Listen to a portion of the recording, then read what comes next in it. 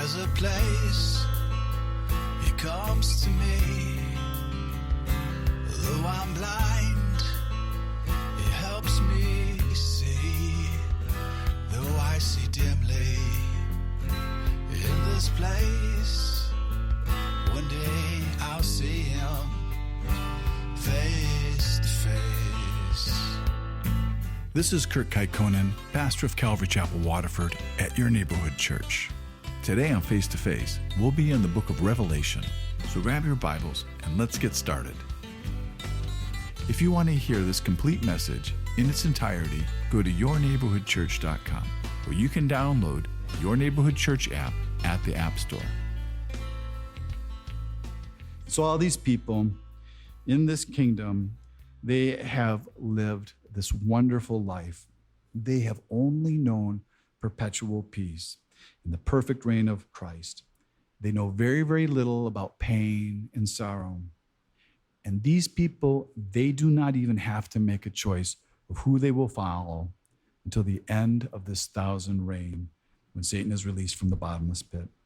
And you would think, well, with everything going so fine, why would God even want to disturb this? Why release Satan back into the world? Isn't this perfect world something that God wants? But even though this is a perfect world, man's heart is still fallen. And it's this millennial reign of Christ that exposes man, and it exposes that man is not basically good. And this will actually take away all people's excuses that the reason that people have bad behavior is because of their circumstances. That if you went through what I went through, you would be bad too. So you can't judge me, which is the philosophy that our society is trying to convince us of. But the truth is, it isn't our sin that makes us sinners, but that's because we're sinners is why we commit sin, because that's who we are. We are sinners. And this is what we inherited from our father Adam. This is our fallen nature, in which this proves that none of this has been God's fault. And it's not God's world that He created that caused all of man's problems. Because no one here in this kingdom, they ever had it bad. All these people, all they ever knew was good. All they've known is peace and provision. And when you see here that they immediately turn their back on God as soon as Satan is released. So although Jesus, He ruled the land, He never ruled their hearts. They had never committed their lives to Him. So these people, they did not become born again, or at least not all of them. And so here in verse 8, after Satan's time in his prison has expired, he was released back into the earth, and he acts very quickly. And immediately he goes throughout the whole world to deceive everyone again. And here John uses those names Gog and Magog, which are these two prophesized enemies of Israel, where these two entities are going to be used to focus their influence to lead in this rebellion and to gather the whole world to battle against Israel. And because of these names being used, Gog and Magog, some believe that this battle is the battle that's described in Ezekiel 38. But this is not that battle. That battle that's described in Ezekiel 38, that occurs before the return of Christ. And it's probably right before the rapture and before the tribulation, but if not, it's during the 7-year tribulation period. Because this battle in Ezekiel against Israel, it comes from the north, where this battle, it comes from the four corners of the earth. And that battle in Ezekiel, what happens after that battle, we're told, where Israel, they're going to collect all the spoils of war, they're going to burn all their weapons as fuel, and they're going to cleanse their lands from all the dead bodies and picking up the bones and burying them. But what is similar between these two battles is that Israel is the target, and here specifically Jerusalem. So now here we are again, and it's 1,000 years later, after that battle of Armageddon. And now the whole world is standing alongside with the devil, once again, trying to destroy Jesus Christ and His people. But this time, God is not going to reform the world. He's not going to try to restore it or redeem it. This time, fire comes down from God, and consumes them all. And it's all wrapped up in a moment, and all human history is ended. And so this battle ends before it ever begins. And then the first thing that God does after this battle is he deals with the devil. And now the devil is judged and sentenced, and he's cast into the lake of fire. And we're told that his old comrades, the beast and the false prophet, that they're still there. Even after this 1,000 years, they're still there and they're still being tormented.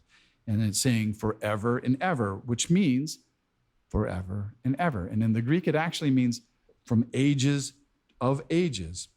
So the Bible, it never teaches any type of annihilationism. But there's many cults that actually teach this view. But the Bible, it knows none of this. And a lot of people, they have a problem with this because they think it shows God to be cruel or unmerciful, which is so far from the truth. Because if you look at this, God, he could have hid all this from us.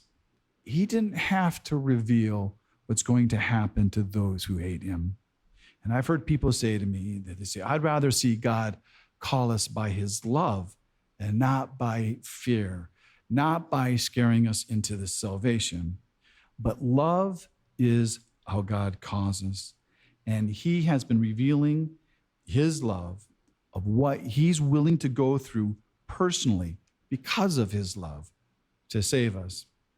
And I believe, but you don't have to agree with me, but by showing us what happens to those who have rejected his salvation and who have rejected his love toward them, about all these people who hate him, God here again is showing his love.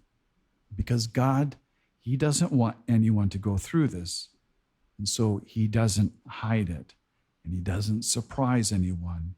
And he's gone to great lengths so that nobody would ever have to go here. And so to me, this is just another attempt on God's part of saying, when you see this judgment to those who don't respond to his love, as if God is saying to them, please, please, don't do this to yourself. Because you don't have to. Because the truth is that God will save anyone. God refuses no one who comes to him. So he's never going to say to anyone, no. He's never going to say, no, you can't be forgiven. Or, I don't love you. You're too bad. You've done too much to be forgiven. Because salvation is not graded on a curve. The standard for heaven is perfection. And so you can't have any sin and still go to heaven. You have to have an A. And the only one who has an A is Jesus. And if I was going to be honest with you, I don't even think I have a D. But Jesus, he freely gives us his perfection. And he exchanges it for our sin, where he becomes sin for us. And we receive his perfection to our account. So basically, we get his report card and he gets ours. So the question is never, how much sin is God willing to forgive? And that's because Jesus paid for all sin, everyone's, all the sins of the world. And all you have to do is come to him to receive it. And so after this 1,000 years, there's a second resurrection, and John says he saw a great white throne and him who sat on it. And so the white here, it speaks of purity and holiness, and being a single throne, it speaks of his kingly sovereignty. And according to John's gospel in chapter 5, verse 22, this is Jesus who's sitting on this throne. And in that verse it says, where the Father judges no one, but has committed all judgment to the Son, that all should honor the Son, just as they honor the Father. And no one here can hide from this throne, and no one here can escape from its judgment, because there is nowhere left to hide. Because we're told here that the earth and heaven fled away from the face of Jesus. And so there's now no place for the old earth or the old heaven. And so I have absolutely no idea what these people are standing on, but they're standing there on something. And all of these people, they came from every walk of life. And it didn't matter what they did for a living, if they were a king or a janitor or a babysitter or a mom. It didn't matter where you're from. It's all great people and all small people from all the ages of history. Everyone is here. And this is a one-time event. And it doesn't matter how you died, because it says here that the grave and death gave up the people it was holding. And then it says that even the sea gave up those who died there.